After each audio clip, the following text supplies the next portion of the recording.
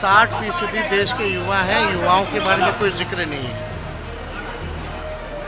80% किसान हैं, 80% किसानों के बारे में जिक्र नहीं है।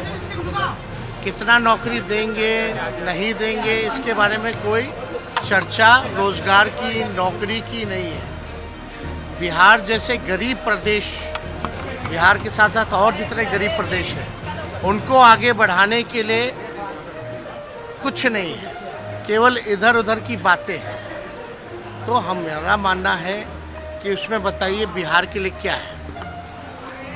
हम तो आप ही लोगों से पूछते हैं, मैनिफेस्टो देखे होंगे।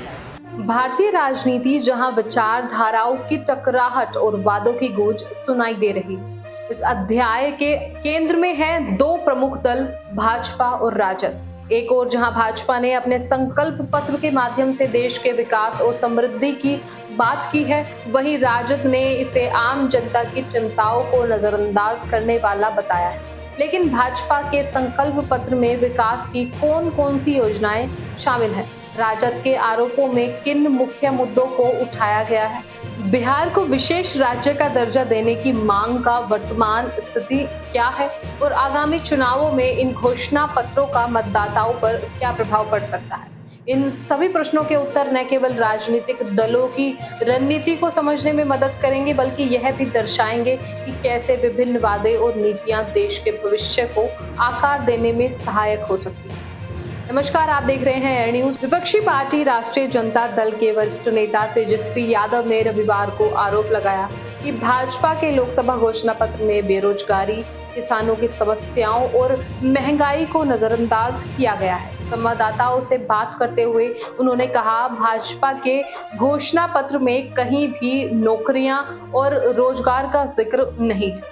मुद्रास्फीति, बेरोजगारी और गरीबी को कम करने का कोई उल्लेख नहीं है।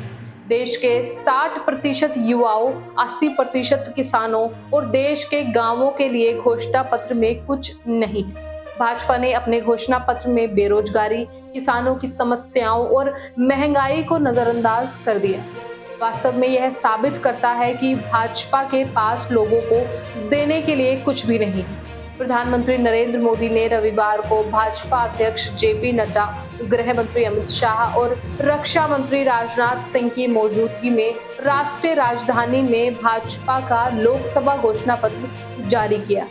बिहार के पूर्व उप मुख्यमंत्री ने कहा, भाजपा के घोषणा पत्र ने पिछड़े और गरीब राज्यों के प्रति उसके नेताओं की मानसिकता को उजागर कर दिया है। यह पार्टी पिछड़े और गरीब राज्यों की चिंता नहीं करती है। बिहार जैसे राज्यों के विकास और उत्थान के लिए इसमें कुछ भी नहीं। बिहार को विशेष राज्य का दर्जा मिलने के बारे में क्या हुआ?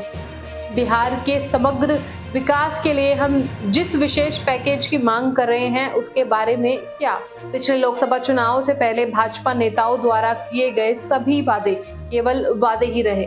आपको बता दें कि राजद नेता तेजस्वी यादव का आरोप है कि भाजपा का लोकसभा घोषणा पत्र आम नागरिकों की चिंताओं को संबोधित करने में विफल रहा है, जैसे कि बेरोजगारी, गरीबी और महंगाई। उनका आरोप है कि यह पिछड़े और गरीब राज्यों जैसे कि बिहार की उपेक्षा करता है।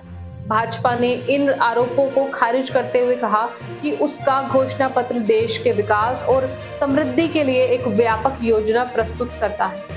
इस विवाद के केंद्र में निम्नलिखित मुद्दे हैं: बेरोजगारी और गरीबी।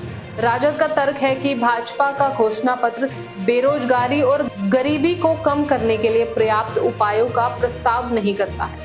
पार्टी का कहना है कि घोषणा पत्र में नौकरियों के सृजन और गरीबों को सहायता प्रदान करने की ठोस योजनाओं का अभाव है। महंगाई, विपक्ष का आरोप है कि भाजपा ने महंगाई को नियंत्रित करने में विफल रही है, जिससे आम लोगों के लिए जीवन यापन करना मुश्किल हो गया है। राजद घोषणा पत्र में महंगाई कम करने के लिए ठोस उपायों की मांग करता है। पिछड़े और गरीब राज्यों की उपेक्षा। राजद का कहना है कि भाजपा का घोषणा पत्र बिहार जैसे पिछड़े और गरीब राज्यों की जरूरतों को पूरा करने में विफल रहा है। पार्टी का कहना है कि घोषणा पत्र में इन राज्यों के लिए विशेष सहायता पैकेज या विकास योजनाओं का प्रावधान नहीं है। इस पर भाजपा ने इन आरोपों पर पलटवार करते हुए कहा कि उसका घोषणा पत्र सभी नागरिकों की आकांक्षाओं को पूरा करने के लिए प्रतिबद्ध है, चाहे उसका वर्ग, धर्म या क्षेत्र कुछ भी हो। पार्टी का कहना है कि घोषणा पत्र में बेरोजगारी, गरीबी और महंगाई को कम करने के लिए कई उपायों का प्रस्ताव है। बाकी यह देखना दिलचस्प होगा कि चुनावी घोषणा पत्र मतदाताओं को कैसे प्रभावित करेंगे, क्योंकि देश 2024 के लोकसभा चुनावों की ओर बढ़ रहा है। फिलहाल इस रिपोर्ट में बस इतना ही। इस मुद्दे से जुड़े कोई भी सवाल या अपने विचार आप हमें हमारे कमेंट में लिख सकते हैं और इसी तरह की देश और दुनिया की तमाम खबरों के लिए चैनल को सब्सक्राइब करना ना भूलें।